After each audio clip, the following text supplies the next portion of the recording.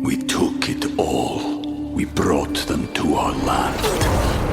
An endless night, ember hot and icy cold. The rage of the earth. We made this curse.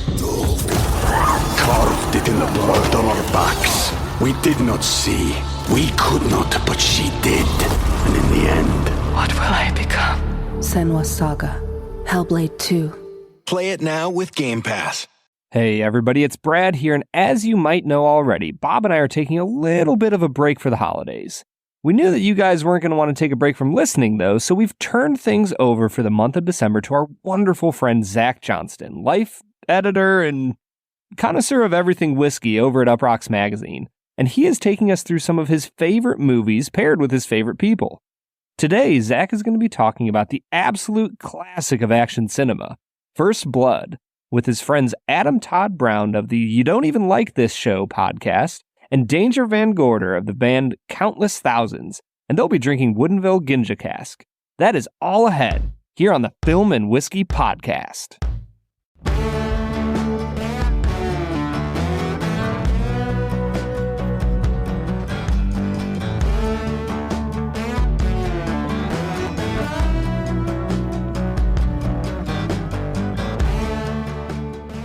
Hello, everybody. This is Zach Johnston. This is Zach's Whiskey Corner of the Film and Whiskey Podcast. I am extremely excited today because, one, we're talking about one of my and my dad's favorite films of all time, First Blood. Also, we have two guests and a great whiskey. Our guests today is Tod Brown of the You Don't Even Like This Podcast Network and Danger Van Gorder of the band Countless Thousands. Nailed it. Beautiful. Who is here to help us try a Woodinville whiskey from Seattle. So we're up in the Pacific Northwest, the movie and the whiskey. Guys, welcome to the podcast. Thank you very much. And there's the connection. Yeah, I was like, what Yeah. is the connection between this whiskey and this movie? Now I get it.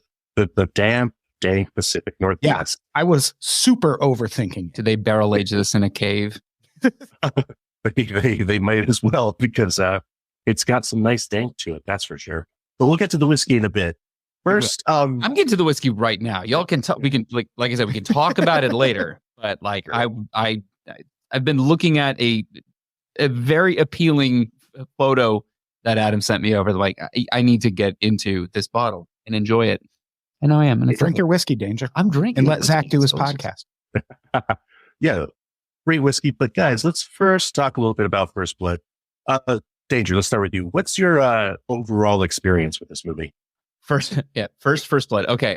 Within 8 minutes, I believe I'd already texted Adam. I think I'm going to hate this movie because, like, right out the gate, dude is doing nothing, and cops just start showing up and hassling him, and just like that random cruelty of just like, I don't like I'm Brian Dennehy. I don't like how you look. Why are you here? You're walking in my town. I don't understand why that would make you not like the movie, though. Like the cops are the villains. What's not to like about that? Sure, I don't know. I mean, for context, my favorite movie that I've watched recently is Paddington 2, which is a modern classic, y'all. But Yes, cops are bastards in that too. they are. I mean, they certainly are. It is actually a little bit about policing and police overreach in its own way. Paddington 2, again, modern classic. But yeah, I'm used to a little bit more subtlety, I guess, in my cinematic experiences. And just from the jump, Dennehy rolls up. I don't like your hair. You served in the armed forces. I'm suspicious of you, and I'm going to hassle you, and I'm going to drive you out of town. And oh my God, he turned around, an arrestable offense. And so would to America. Yeah, just like, dude, what the hell? Like, I don't want to watch this guy suffer for literally no reason. Oh, but you don't. I mean, You watch him make people suffer. He also, I don't think he wanted to fall off that cliff. Well, you have to do what you got to do. Sure. He probably, sees what Sometimes you fall off a cliff, Angel. Mm-hmm. I did say in that moment, like, hey, it's a cliffhanger. It's a real cliffhanger. You can't call yourself Danger and be anti falling off a cliff. Adam, that's why it's a funny, dumb name. Fine. Yeah, and I've definitely had some traumatic and injurious falls in my past. So yeah, we'll get there. Adam, what about you? What's your experience with First Blood? Well, I mean, I've seen it a few times. I haven't seen it in a long time, but I am old enough that I saw First Blood in theaters because I had very irresponsible parents when it came to that. And they were not going to miss movies just because they had kids. So I saw like every slasher film in theaters when I was a kid. I saw Friday the 13th Part 2 when I was like 6. Did you give them any reason to suspect that they shouldn't? No, I was a kid. I was like, this is great. Okay. Of course I want to go see Halloween 2. Right. I was a coward. My parents did that. I'd be like, get away from this place, never to return. I was the same. I saw The Shining, Poltergeist, all those movies in the theater when I was far too young to have seen them. Yeah, I should not. There's a whole generation of kids that should not have seen Poltergeist in theaters. Yeah. That and then was just rated watched on TV. PG, which is nuts. Yeah. I remember having sleepovers with my cousins when I was 5, 6, and that would be on during our sleepovers. Like, just as you do. But we're not here to talk about the masterpiece that is Poltergeist. Yeah. First Blood, it's great. It's great. I like most of the Rambo movies. This isn't the best Rambo movie, but it's the first. And yeah, I mean, I like the metaphors it plays with. It's got a lot of Born in the USA energy, where it's like, it's obviously not pro-cop, but it's also not pro-government. And I appreciate that a whole lot. I don't like propaganda, and I don't like propaganda. And I like how honest it is about how kids who were drafted into a war were treated when they returned from that war. Yeah. Like, I understand. I wish there was more of an anti-war movement in this country, but I also understand how the anti-war movement in this country came out the other end of Vietnam looking really bad. Like, you don't spit on the kids, dummy. Go spit on the president. Jesus. Ooh, or the corpse of Henry Kissinger. Can we raise one to the passage of a real one? Yeah. Like, one of the most destructive Americans of all time. Yeah, he's dead. Oh, man. Yeah. You sure held on for a while, but I'm glad that Carter at least gets to go. Cool. Yeah. So, yeah, I definitely saw this at a drive-in theater on the big screen, but my dad had this on VHS and would watch it a lot. And coming from the res, between like 69 and 74, my dad very much experienced this movie in the cop sense, where he would hitchhike around the West Coast, ran away from home when he was like 16. And in the indigenous community, in the res community, we call it walking down the street Indian, where you get just picked up by the cops. And so he added up all the time he spent in little bullshit jails like the one in this film. And it came to 2 years of time he spent in jails just for walking down this road Indian. Good Lord. Because he had long hair, he kind of, strike one. Yeah. That AIM Indian vibe. And, he was in California in the Bay Area during Alcatraz and all that. And so, this movie really spoke to him in that sense because he lived part of this movie in the sense that he was driven to county lines before, and like the sheriff pull out his pistol and say, "You come back, I'm just going to shoot you." That was actually the first thing I thought, because I haven't seen this movie in a long time. And that scene where they drive John Rambo to the edge of town and they're like, "All right, don't come back." I was like, that's a Starlight Tour. That's what cops in Canada do to indigenous people. Oh, yeah. And Minnesota, North Dakota. It trickles down. Lots of places. And apparently, you familiar with the Starlight Tour, Danger? I think I just learned about a Starlight Tour. Yeah. It's bad. Bad times. Bad times, yeah. But I sort of, you know how it is, like when your parent has some, experience and, you kind of take it half yes, half no, sort of like exaggerating how much is real and not. But I experienced the same thing. So I got, as a teen between like 12 and 15, I got into, my my indigenous side a bit more and grew my hair long. And I remember being like 14 in my little podunk town in Washington, walking down the road, long hair, and cops would stop me and ask me if I needed to ride back to the res, even in the night. And so, this shit is very, very real in that sense to this day. And even sort of putting a button on that when I moved back to the States, granted I'm in Kentucky, where they ethnically cleansed all the Indians 200 years ago. People still come up to me and be like, "Oh, you've got such high cheekbones. Are you an Indian?" Or blah, blah, blah. And it's just sort of like, yeah, that's one reason I spent 20 years outside of this country. Yeah. But, so needless to say, long story short, too late, all that. This film has a deep resonance with me and my family. And watching it every time, I sort of pick up that little bit more that my dad would always talk about, and how just one shit don't change, but also I feel like this film is deeply misunderstood by the mainstream, because this is a very anti-war and anti-government movie. I mean, just jump right in. The very first scene, Rambo's going to find his buddy who's a black guy who died of cancer because of the illegal use of Agent Orange on our own troops. Right. That's how we are introduced to this film, where it's already like, oh, okay. We took it all. We brought them to our land. An endless night, ember hot and icy cold. The rage of the earth. We made this curse. Carved it in the blood on our backs. We did not see. We could not, but she did. And in the end... What will I become? Senua's Saga. Hellblade 2. Play it now with Game Pass. Yeah, it's a tough opening. Yeah, it's just sort of thing where it really sets up the idea of, whoever the powers that be, they're not the good guys. Right. Yeah, and I appreciate that from this movie, because it could have, just as easily been sort of a pro-government thing and still been anti-authority because the cops suck. But I like that in the end, it's no, everyone sucks. Yeah.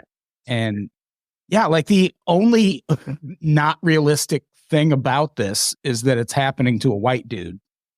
Like, I feel like the cops probably would have helped him out a little more in real life, just because he's a pretty cut white dude. Was he wearing a hairpiece in this? I think that is his ridiculously beautiful 80s hair. Is it? But it's hard to say. Yeah, I don't know, because Stallone's all smoke and mirrors. He's like 4 feet tall, but he always looks like he's the same height as everyone he's standing next to. We got a lot of apple boxes in Washington, I guess. Yeah. They do. His hair wasn't that offensive either. Like, they really stressed on it. Like, we're going to give you a shave. We're going to cut your hair. It's like, I mean, it's just it's a little messy in a way that would be stylish in about 8 years. And that was like the one thing that was unconscionable. And I couldn't figure out, like, he's walking around that town with the backpack on, and he's got the army jacket, says Rambo on the one side and has an American flag on the other. And the sheriff is like, "Oh, you got to be careful wearing that flag around here." Like, yeah, what? The flag you have out in front of your sheriff's station, sir? Like, and he cooperates with literally every command other than don't turn around. I don't know. He gave me a lot of like my cat type vibes in the beginning of the movie, like when they're trying to fingerprint him and he's pulling his hand away. Like, that's my cat trying to get to my laptop whenever I sit down to work, because sometimes I show her the birds and the mice videos on YouTube. And so every time I sit, she's like, "Oh, well, that's what's coming. And let me force my way onto your lap." Uh-huh. And I'm like, "Kitty, no." And she's just like, "Yes, absolutely. Yes, actually." And there was a lot of, like, I don't get why he turned around. I also question, where was he coming from? Couldn't he just go back there? When he found out his friend was dead? No, he look, his friend and his black family would have lived way on the outskirts of town, because it was out on that lake. And I don't think they let the black families in the core of the community vis-a-vis property values. Not in my backyard. I don't know if that argument holds up when they're living in a lake house, though. Well, I don't know. Maybe it's gross lake. You don't know what the water quality is like. Actually, a pond house. Yeah, there you go. It's a reservoir house. But yeah, so he's got to walk into town to get to any of the. Like I said, he just wants to go to a restaurant. Dude wouldn't let him go to a restaurant. Yeah, he wants a sandwich. That's all he wants. Just like Paddington. Just like Paddington. We basically already covered it. Gets arrested.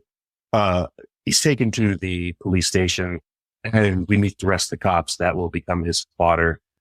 Interestingly, Mr. Caruso, very young, fresh-faced Caruso. I sure forgot he was in this. Yeah, is the only cop who's like a real person. Whereas in like, dude, this guy's a veteran. He's obviously, shaken up and has, some sort of trauma, uses different words. But yeah, shit goes AWOL when they try to shave him, which according to my dad was a real thing. Like they would shave you when you went in because you had to appear before the judge. Standing up with a straight razor being held on either side. Yeah. And so he thought it was an electric shaver, guys. Like, he always thought it was a thing. Like they just watched, they watched One Flew Over the Cuckoo's Nest too many times and thought that would be a good way to torture people. I can see that. So, given the times, I can kind of see that being true, given how influential that movie was in torturing people. We glossed over something real quickly there. You mentioned a Caruso. We have a lot of really bad Carusos here in California. Which Caruso was this one? Is this like the David Caruso? Yeah, but like which one is that the CSI dude or is that the guy? Okay. Yeah. And he had his shtick down immediately. Right. Like, he is David Caruso AF in this. Yeah. Like that smile he'll give a person where he's like, I'm gonna cut your throat. But he's still, and you can tell that's the message behind that smile. Oh, that's vintage David Caruso. Yeah. So after the attempted shave, good old John Rambo goes into John Rambo mode for the first time, breaks out of the police station, jumps on a motorbike, the dirt bike. Of course, Brian Dennehy pursues, even after like the dumbass cop literally fires on a crowded street with a rifle after him. And this is where we see Dennehy isn't as crazy as that because he's like, what the fuck are you doing? Firing a rifle on Main Street. He's still, one thing I noticed this watch through, like Dennehy is okay at his job sometimes, but he just can't let it go. Where it's like, I think it's a really good sort of like backdoor into modern day where people in power refuse to admit they're wrong, even when everything is telling they're wrong. And he's just like, I know I need to let this guy go, but I just can't do it. Yeah. Well, he really fucking sad. Probable cause at that point because dude, was fleeing arrest. You just stole a motorcycle. That's like an actual crime. And assaulting police officers. But I don't know if that's like property. Reasonable rifle. Like let's get the long guns involved in this long-haired gentleman. Oh God, not yet. Yeah, that's why he chases a shave after all. Yeah, like, how do you like? He must be made of Teflon and iron. Yeah, we're being a little modest saying he broke out of that police station. Yeah, he broke the police station. His way out of that police station. It was great. There were some dummies that got some boots. That scene where he's running up the steps and the cop just opens the door as he gets to the top of the steps. Wrong place at the wrong time. And also, it's Christmas time, so technically this is a Christmas movie. It's absolutely. I knew that was going to come up. As like, Die Hard a Christmas movie? Yeah, this is also a Christmas movie. But they don't really talk about holiday cheer all that much in this one. No. There's no, I have a machine gun.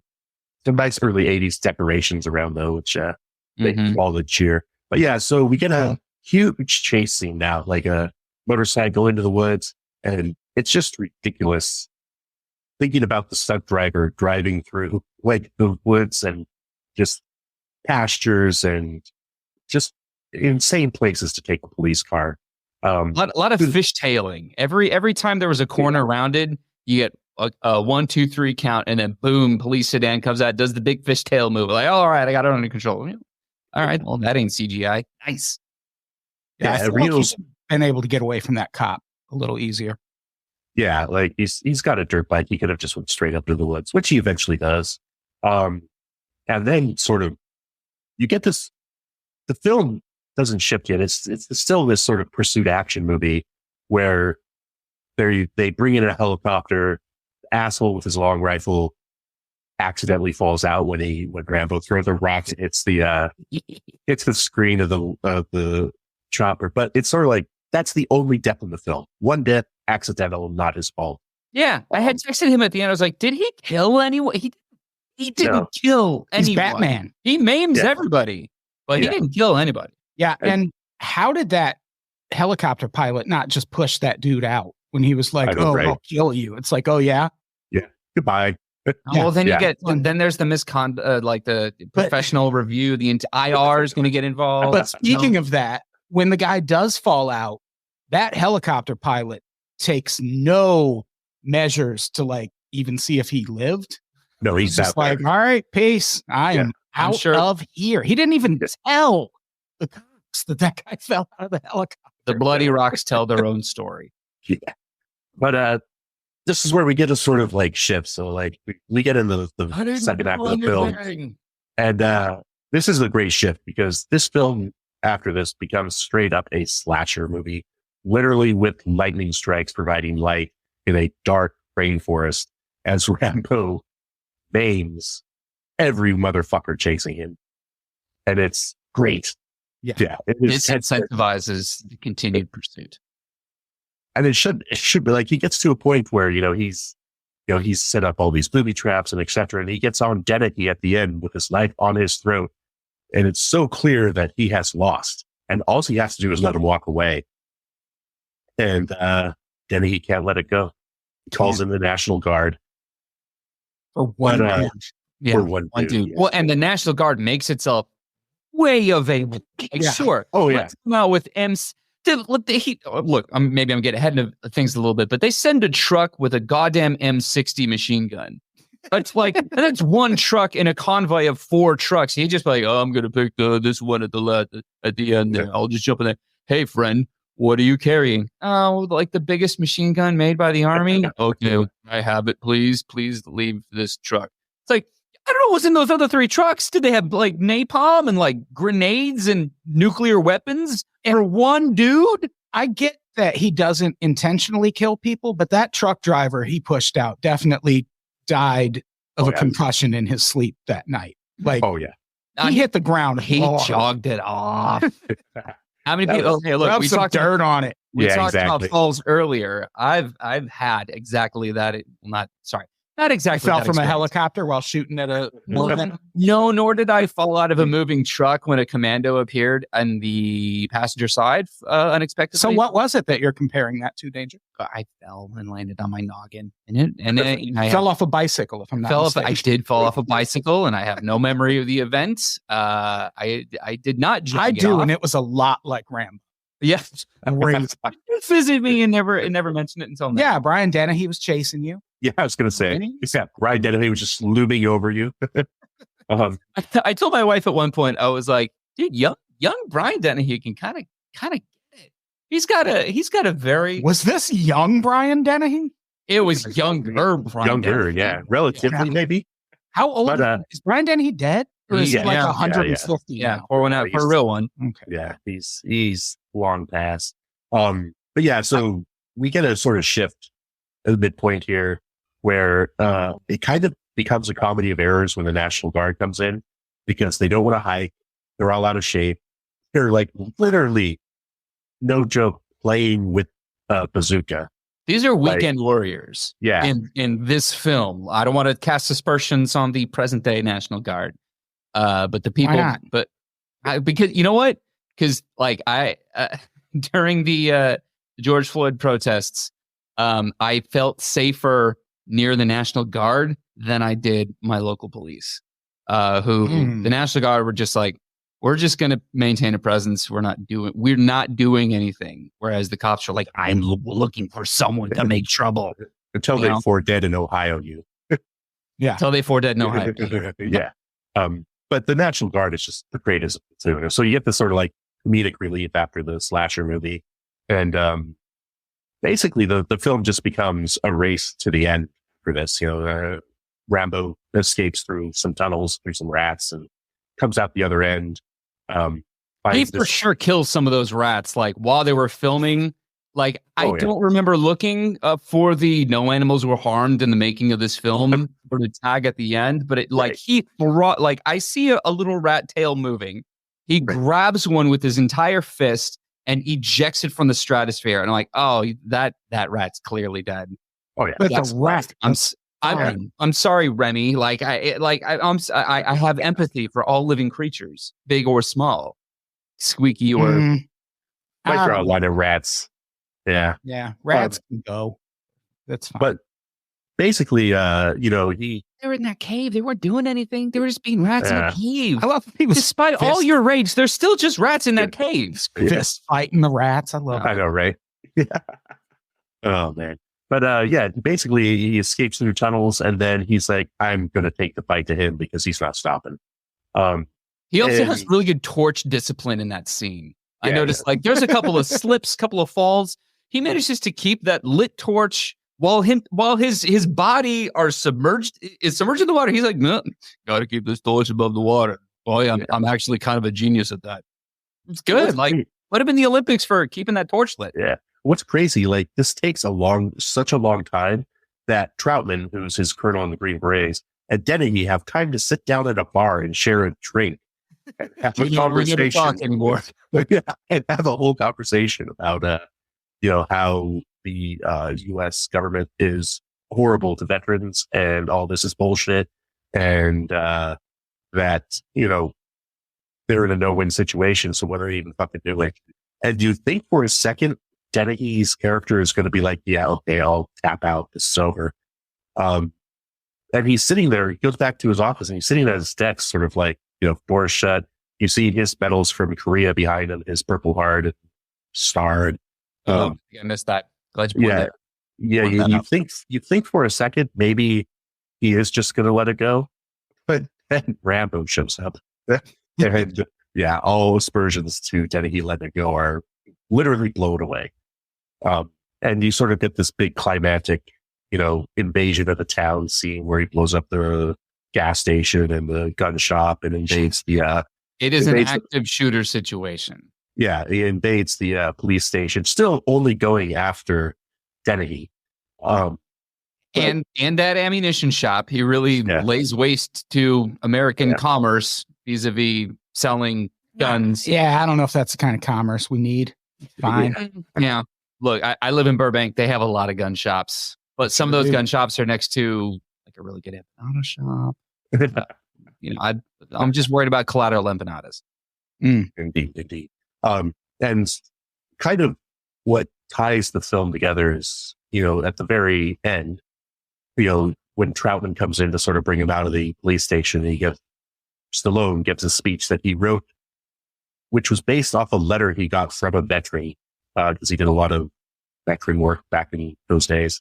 That was a true story, evidently, that this veteran has sent him, and he adapted that story and put it in the film to be sort of to show the trauma he really was living through, because he had just got back from Vietnam. He was a POW when all this stuff happened, and there was no outlet for that stuff, and he felt, according to Sloan, felt that those are the stories that need to be told so people have more empathy for it. Like Adam said, the fucking kid's coming home from this nightmare. Yeah. And, Troutman, of course, kind of understands and gives him a hug, and they walk out, and, he's arrested, and roll credits and cheesy 80s music. Oh my God. That song over the credits. Woof. Oh, I got 15 seconds and I'm on my exercise bicycle and watching the movie in the garage. I got 15 seconds and I'm like, I have to share this with my wife. This is insane. And bring back in touch. She's like, this guy singing just sounds like what Patton Oswalt sounds like when he's singing something silly. Like his Pride, but not so proud voice. Like that's that singer at the end of Rambo. I would not be at all surprised if Sylvester Stallone wrote that song. or Frank. Yeah. Yeah, it might be what M. Night Shyamalan's niece wrote the closing single to the hit film Old. You know, wow. Sure. Yes, I mean, look, nepotism is a real problem here in Hollywood. It's funny because this film sort of like people hated the end of this film because he cried and told that story. That's what made the movie for me. Like, right? Out, like it's just this parade of shit that this guy goes through merely for existing, and he doesn't really say much other than "I didn't do anything." I didn't drew first blood. Yeah, they drew first blood. I didn't drew first blood. And then at the end, it's like, okay, well, he actually has a lot of nuanced things to say about the horrible state of affairs. It's like, yeah, this is really kind of turned things around for me because it wasn't about bloodshed. It was just like, fucking leave this guy alone. Get him some resources. Like get they're him not a sandwich. Like literally, get him a sandwich. Like if he's like doing the kitty cat press, like I don't want to take my fingerprints and I don't know how to do it, and I don't want to let you do it because I'm a little kitty cat. Look at my beautiful whiskers. Like that's all right. I think there's probably some neurodiversity to John Rambo and his character. Maybe if he got a little bit of I'm just saying as someone that's on the spectrum, tiny bit, we believe in neurodiversity. It's a real thing, and our veterans are certainly, as a population of people, there's going to be some neurodiversity there. And yeah, he don't talk a whole lot, and he does behave like a kitty cat in some ways. So maybe there's some neurodiversity. Maybe we can get in some resources that are appropriate for his needs. Then he wouldn't go and blow up ammo shops in the center of town and. Okay, but did neither of you laugh a little bit when he was delivering that speech at the end? No. Like when he's like, I can't find your legs. I was like, that's a funny line. It depends on my mood, but the way he delivers it is kind of funny. Already discussed my deep empathy for even rats. There's a part where Troutman shoots him a look when he's given that, where he's just like, "What the fuck are you talking about, kid?" Yeah, he's talking about missing legs. Yeah, that is. I can't find your legs. Yeah, did he say that to the guy? Troutman definitely. I can't find your legs. Troutman definitely has a you need to man up, bitch look. Yeah. Like, still out, dude. Yeah. If someone's legs are missing, I will pardon anyone's reaction to it outside of like removing their own legs. Yeah. Like if you discover that a leg is gone and then discover a second leg is gone, you're bound to react in unpredictable ways. Very true. Very. Oh, yeah. And that must stick with you. It's a movie, long Danger. time. It's a movie. Oh, is it a fiction and yet it reveals truths of our own selves? It never happened and yet it rings in the souls of each of us who behold it. Cinema is a machine that generates empathy. Not gonna find your legs. So this film was a huge hit, by the way. Like the critics didn't really love it, but this movie made bank. It was like one of the highest grossing films of the year internationally. It was like the highest grossing American film in China for decades. Because it criticized the American hegemony. Yeah. And it was like a huge production like beforehand. Like everybody on earth from that era you can think of was going to play John Rambo, all the way back to fucking Paul Newman and Gene Hackman and those guys. It's a different direction with each of those. Yeah, and it's the sort of I didn't do nothing except make this delicious salad dressing. Yeah. But it was one of those movies that was in the ether for a long time. By the time it got to Stallone, he of course, altered a little bit here and there. Mostly by taking out the dialogue, because evidently there was a 3-hour cut of this film that was the original cut. Because it was going to be this big, Vietnam epic like Deer Hunter and Coming Home and all that. And Stallone hated it so much and thought it was so embarrassing. He got approval to cut it down to the 90-odd minute version that it was actually released by just cutting out most of his dialogue. What if I just make my character real shy? Well, that's what I'm going to be honest. That's what makes this one of Stallone's best movies is he barely talks because he is distracting when he talks sometimes. Yes, he really is. And 93 minutes. Actor when he wants to be like that. The the speech at the end, like I know you got your chuckles and your chortles. I really enjoyed it. It reminded me of like, oh yeah, he's a good actor. Like Creed, he's great. Yeah, he's really good. Yeah, he's great. But it's sort of a clean 93 minutes, probably 86 without that song at the end.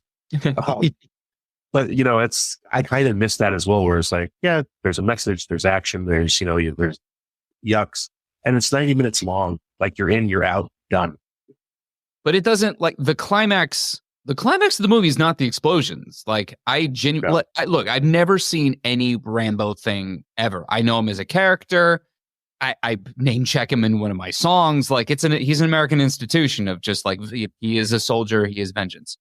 But I had not seen anything, and so I was very surprised when at the end, first time viewer, the climax is actually him connecting to an emotional state and like sharing that with not only like a father figure, but like the audience. And like, this is really ringing true for me. Because me saying, I think I'm going to hate this movie was just because I don't like seeing people suffer for no reason. That's not like super fun. And for literally no reason. The Apple Plus like little blurby dude that talks about the film literally says, a Vietnam vet comes back and then starts getting harassed by the local police for no reason. Right. I don't love that. No. Yeah. Oh yeah. Yeah. The speech at the end, the speech at the end is a lot like if at the end of Halloween, someone just sat Michael Myers down and was like, "What's going on, buddy? Just tell us. Just tell it." And he just starts blubbering.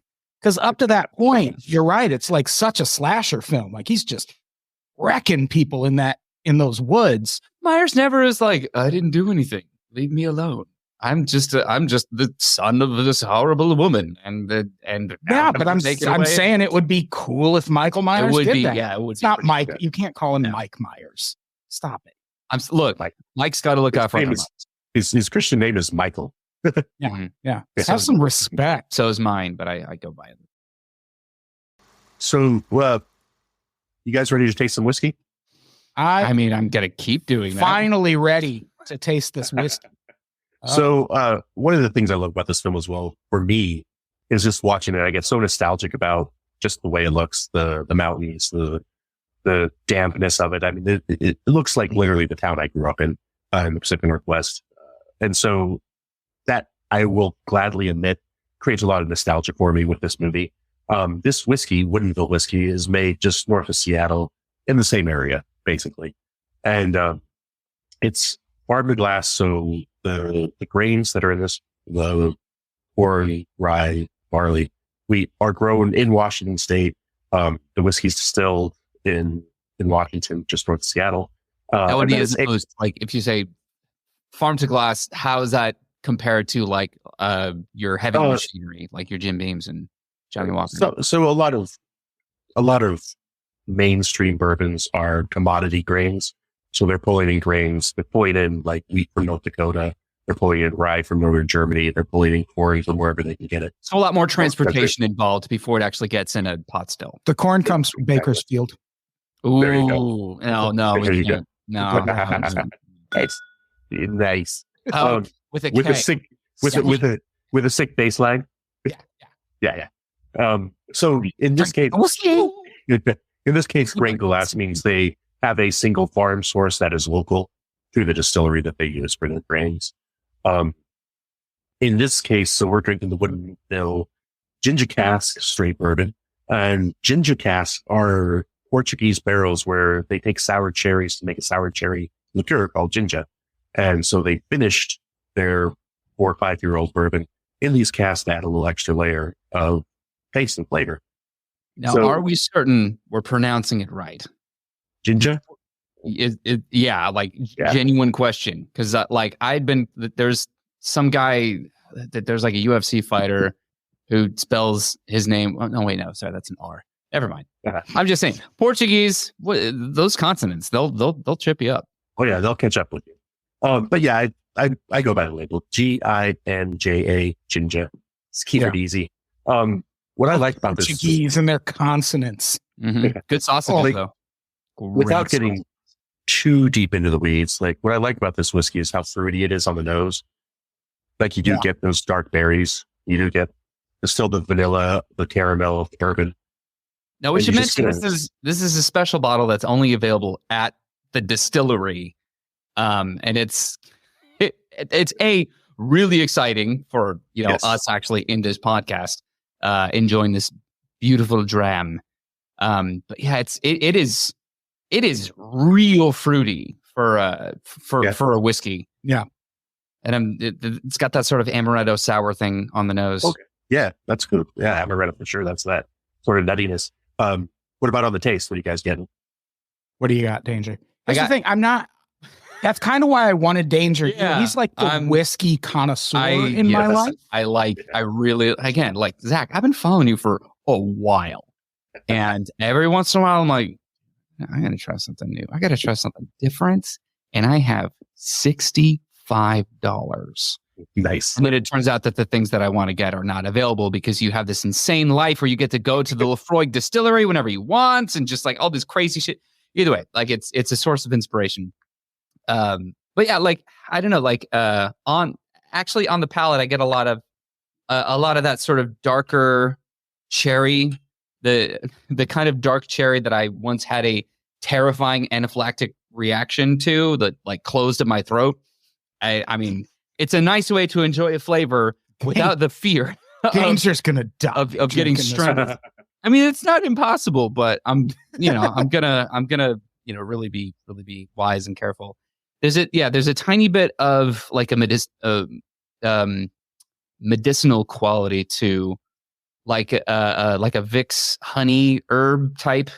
This reminds me of being really, really sick, but starting to get over it because you have that's when you taste the medicines that you keep for those worst and most rainy days. Yeah, there's definitely a herbal bite for sure. That's Thank you. That's much better. I'm sure they'd rather say herbal bite than it tastes like being sick, which yeah, I did not get that. No, but like cherries, honey, amaretto sour. It's not like, I don't know, like my favorite whiskeys are all like the Octomores, like the crazy. Oh, so you're a meathead bastard. Yeah. Oh yeah. Like the crazy shit. Which Yeah, apparently they're not going to make anymore. Thanks a lot, Brochaletic. You're the best distillery in the world. I look forward to what you replace with that. I'm sure. I had a bottle of 7.1 that I made last like 2 years, but sadly, look, if you know, just saying. Well, now I know where to send all my peated samples. Yes, please. Because I have all the 13s here and the 12s, I think.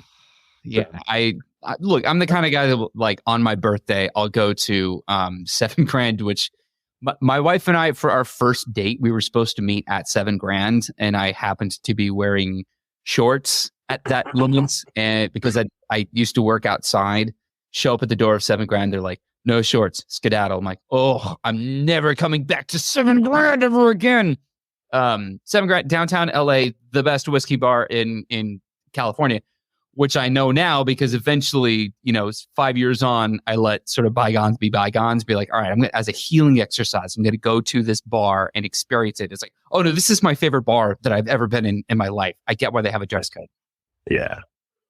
Okay. Well, also, I'll go to like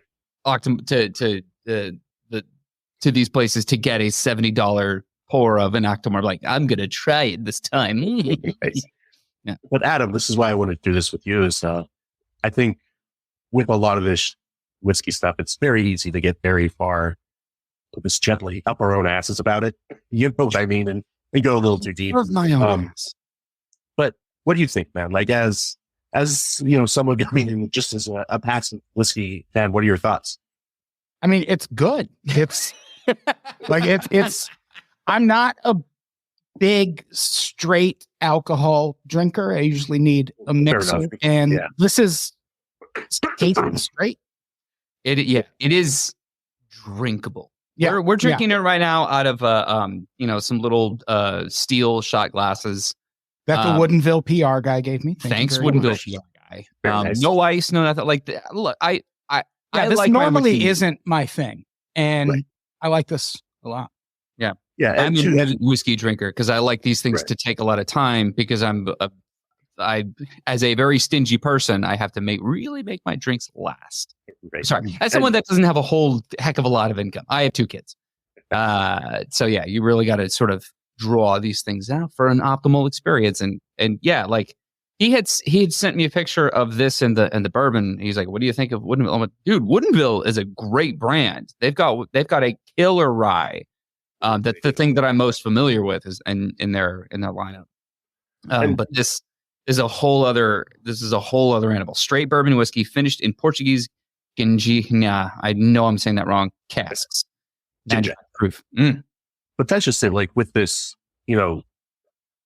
drink it however you want. Pour this over some rocks. They're in a lime twist. I would actually use this in an old fashioned. Add a little cherry to it, a little cherry on cherry, a little orange. Yeah. Let that fruit pop a little bit. Just in the fact it's also 95 proof, so it's not gonna like pull you over like a high proof whiskey wall. This isn't high. You would describe this as not being high proof? 95? No, not really. No. Okay. I'd say it's getting Awesome. towards it, but generally speaking, broad brushstroke, 80 to 99 is sort of the lower proof. 100 is bottled and bond, and anything above that is high proof. Got it. Okay. All right. So this is on the lower. This is a higher side of lower end. That makes sense. But what I love about this is just it's so approachable. Like I said, even you get a lot of flavor notes, and it's not burning you out. It's not overpowering. It's just a nice, easygoing example of what Woodinville can do. I have a lot of friends that like I'm a chronic sharer. Like I love this niche thing. Like I really like understanding whiskey and like my daughter's like, I want to smell the whiskey. I'm like, okay, honey, but you can't taste it. Daddy likes whiskey a lot. I'm like, thank you, baby. And I want to share it with people, but like whiskey, it's still an acquired taste. Like it is aggressive. Sure. My first whiskey was goddamn Lafroig 10, which was a very bad idea. Because it is a bog monster. You got to build up to that. In my first whiskey, Black Velvet. Ooh. Were you stealing that out of your grandmother's cabinet? I mean, probably. I was too drunk to remember. My grandmother drank Black Velvet and Pepsi. Yeah. She stopped drinking Coke because of New Coke. She's like, fuck Coca-Cola. They changed the recipe, never going back. I'm a Pepsi woman now. And she's stuck with Pepsi for the rest of her life. Well done. Pepsi won the war. Pepsi's gross. Whatever. Well, Cola's kind of what Canadian rye makes better, I guess. But like this is something that I would gladly pour for like my wife or my friend Matt. Like people who don't really they haven't steeped themselves in all of the nuance of whiskey, and they're like, it just tastes like burning. Like people, like, if you want something a little bit more gentle, like this is probably where I would start people. Yeah, no, I definitely recognize this as a good whiskey. Like, right. Hell yeah. I've had bad whiskey before. Oh, yeah. Obviously. Oh, yeah. And yeah, this is highly drinkable. Like, I could just swallow this. Like, I could drink this as a shot right now, but I've been sipping it. But I can also probably knock down 3 or 4 shots of this in rapid succession. And it's easy going, that's for sure. Now, this leads me to another question, though, because I've got a friend, my friend that introduced me to whiskey has a bottle at his house that he keeps as a challenge bottle of like he and I like to trade, like, I've try this one, it's have a lot of fun. And he poured this one for me. Here, what do you think? And I tasted like, this is genuinely bad. What is this? And he's like, okay, good. I'm glad you think that. And it was a whole separate conversation of why he keeps a bottle of bad whiskey. And being in the position you're in, Zachary, I imagine you've probably got at least 1 or 2 that you recall of being actually like bad. But I don't expect you to identify them here on the air out of, respect for your craft. I'm just saying you've definitely encountered how many bad whiskeys in your time on the planet? It's lower than you would think because there's poor quality and then there's faulty. And like poor quality, cheap sort of commodity whiskey's fine because it is what it is. But like then purpose-driven whiskey. Yeah, Old Crow or should be White Label or JTS Brown, all those $10 bottles. That's different. That's just cheap. Then there's faulty whiskey or faulty rum or faulty wine, beer, whatever, which isn't quite made correctly. So because of the craft scene, you have people rushing things out. You have people that don't exactly know what the hell they're doing. And so they are making a product that is dangerous, but they're making a product that isn't quite there. So sort of, it's just, the flavors are too chemically and too oily. This makes it so much more sad because now there's an earnestness behind this story. It's not just like, well, we had big whiskey. We've put shit out there to the plebes because they don't know any better. Like, this is actually like, hi, my name is Austin, and I've spent the last 3 years trying to figure this out. I hope you like this because I sold my car to make it. Exactly. And then you're going to be Austin, like, not bad news. Oh, that's yeah. And so, like, when we're judging, for instance, there'll always be some stuff that's eliminated, of course, because you're tasting so much. They, like, for instance, in San Francisco World Spirits Competition, they get 6,000 spirits entries. And, just mathematically, some of them are going to be faulty. And so,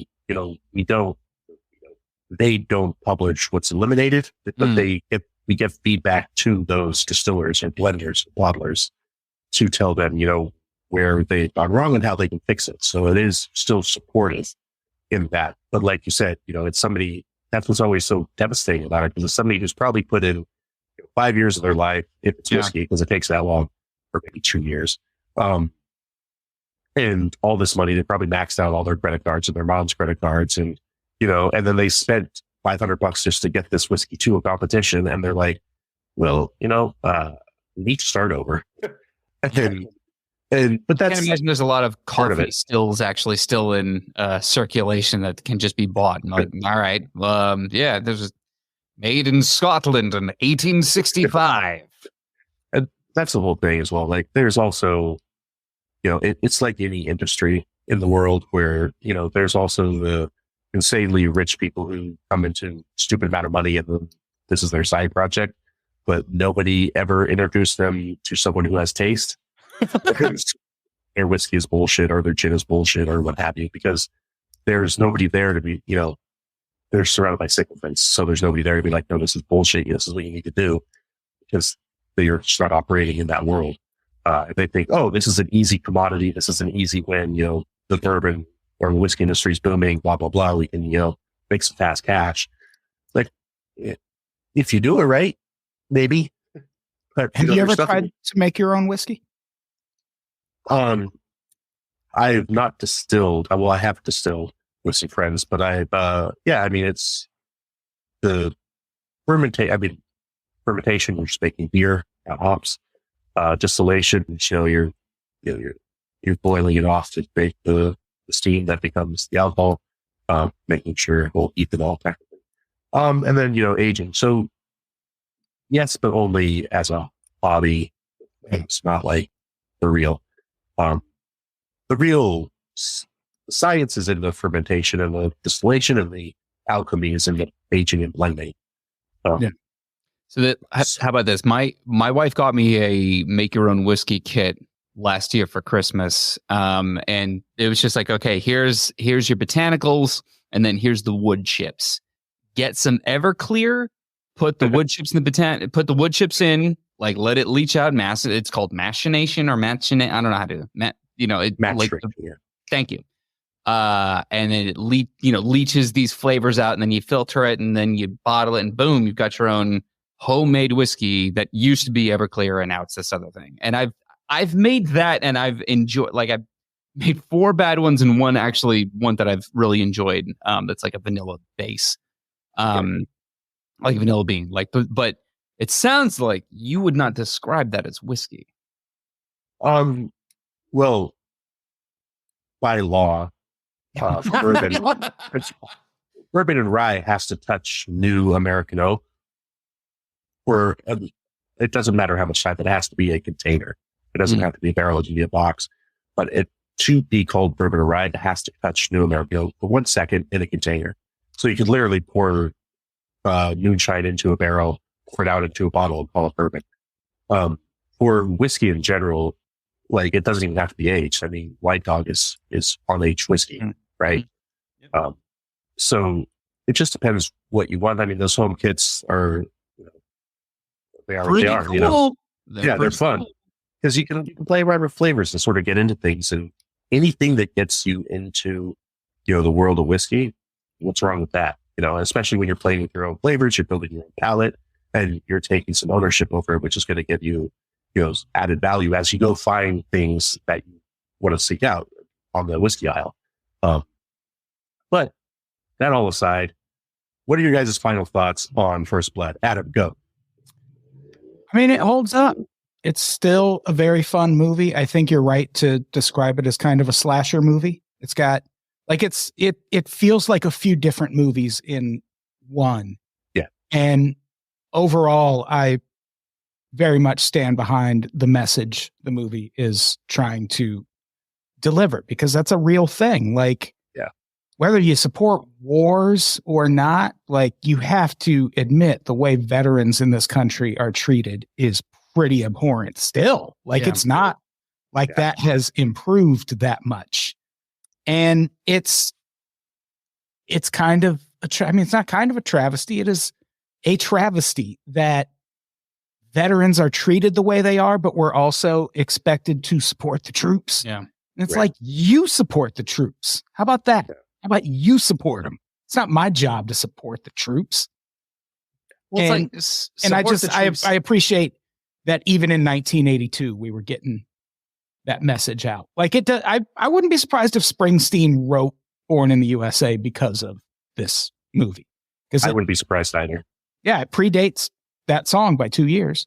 So he had time. Absolutely. Danger? Yeah, it's a bit of a tough swallow, I think, for the uninitiated and modern audiences, because it really is just a steady stream of shit that this guy has to endure. But that said, like, there's very much a point. Like, I guess, like, I had in my head gone in thinking it would be, I don't know, like some of these 80s bonehead movies where, like, at the end, like, he just kicks ass and then he's triumphant and then he looks at the camera, flicks his cigarette. On to the next chapter. John Rambo will return in Rambo 2, First Blood, the second part. This is not that. This is a lot more. I mean, it has a message to share. There's a lot of explosions to get through. Eventually, cool. We love explosions. There's a little bit of rat abuse to get through. You know, being a real woke moralist right now. Yeah, real woke moralist.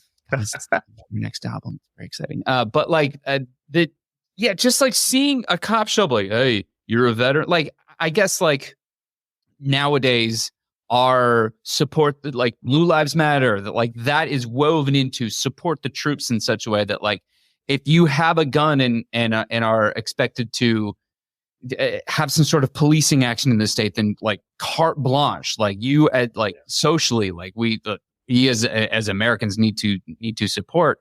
But, like, clearly, like, I've got friends who, you know, served in Afghanistan, and they do not have an easy time at the VA. Like, this is not a problem that has been resolved at all. You know, when people come back from Vietnam had it that much worse, because not only, you know, was the care after the fact basically non-existent, but there was also the social pushback of, like, people going, like, hey, maybe that war that we sent them to was kind of bullshit. You know, like, people taking their anger out, their anger towards Kissinger and putting it more towards the actual individual soldier, when really they needed to be way more angry at Henry Kissinger, who's dead, and fuck that guy. But here's the thing: that's the whole point of the movie. Yeah, and look, that's what I love about it, because like I've been saying for a couple years now, like, I am over any action movie that makes the CIA look like heroes. Yeah, like, full stop. I don't care what movie you're talking about. If it is a CIA agent doing cool stuff, fuck that movie. That is not what the CIA does. They do only uncool stuff. And I like that this is an action movie that tells the truth about the government. Yeah. Absolutely. Like, his whole thing at the end is this is your war, not my war. You asked me. I didn't ask you. Like, no, you're wrong. It's a great line. And not to go too far off topic here, but, Rambo First Blood Part 2, it's the CIA is the bad guy and Congress. Yeah. Like they take, and they stop that movie dead in the middle. We're traveling to confront the CIA goon to be like, what the fuck are you doing here? Because that's why that movie is them trying not to give reparations to the Vietnamese. So they're trying to prove there are no POWs in the country, and they use Rambo as a sort of scapegoat. And, that movie also way more subversive than people give it credit for. I mean, Rambo literally shoots a picture of Reagan with the M60 in that You film. have talked me into this movie. Yeah. And it is saying what you're saying there, Adam. I mean, also, again, the big last point about Rambo too, but the movie starts with him doing hard labor in a U.S. prison because that's where a lot of vets ended up because of situations like this, where they were just like, like my old man walking down the road while Indian, you end up in jail. He starts in America. on the streets, as many of our veterans are, right? Just on the streets. And he winds up in prison because that's our state. We don't care for people. We just fucking incarcerate. And sadly, it's not changed. In fact, that's probably gotten worse, if anything, to the point where I always thought this film should be remade with, an Afghani vet or an Iraqi vet. I was thinking Adam Driver and Michael Shannon as Dennehy. Wow. Yes to both. Yeah. Adam Driver's he was a Marine, right? Yeah, he's a Marine. Yeah, he was full on. But anyway, so like I mentioned before, I have a very, very deep space in this movie in my soul. Part of it's nostalgia for just seeing what my home looked like when I was growing up in the 80s as a kid. Part of it is my old man who had a deep love of this film. But yeah, I think Film and Whiskey Nation out there, you should definitely rewatch this movie because it has a very clear point that still needs to be made today about taking care of the people in this country who, whether you like the war or not, sacrifice their lives as young, basically fucking children, go through traumatic, horrible events, and then come home and still get shit on. And that's just something that's, to me, unconscionable. If you, like also, me, went into this thinking that Rambo's just a caricature who blows shit up, and then, it's the 80s, so clearly it's going to be like, I'm here to knock over Nicaragua because President Reagan told me to. That's what I thought Rambo was going to be. But it's a lot more nuanced and much more subversive than that. Yeah, absolutely. Yeah. So, Adam, where can people find you?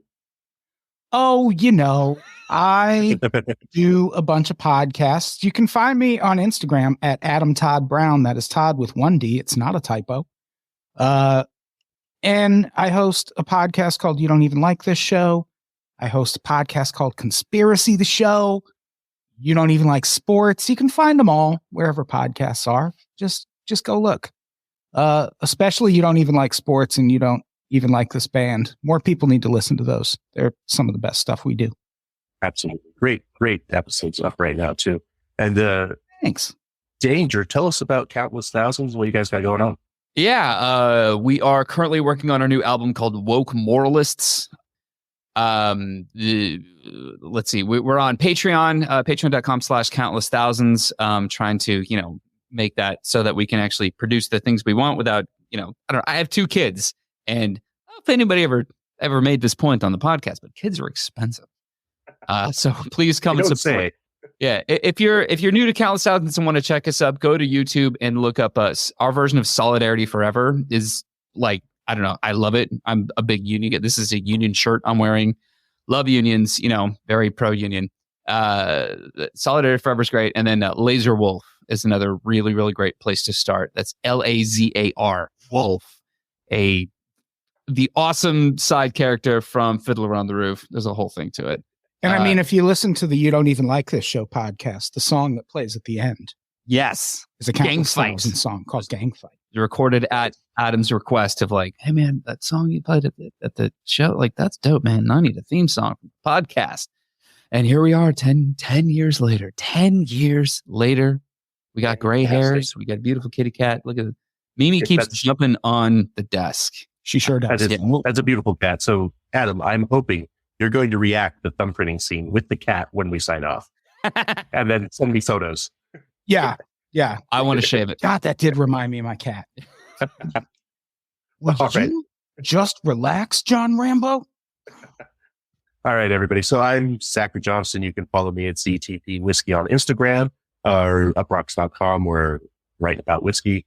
Film and Whiskey Nation, thank you for listening. We're going to be back next week with a little dazed and confused with some Texas whiskey. And then, we're going to keep on trucking across America. Goodbye, everybody. Bye. Ronell. Cheers. Bye.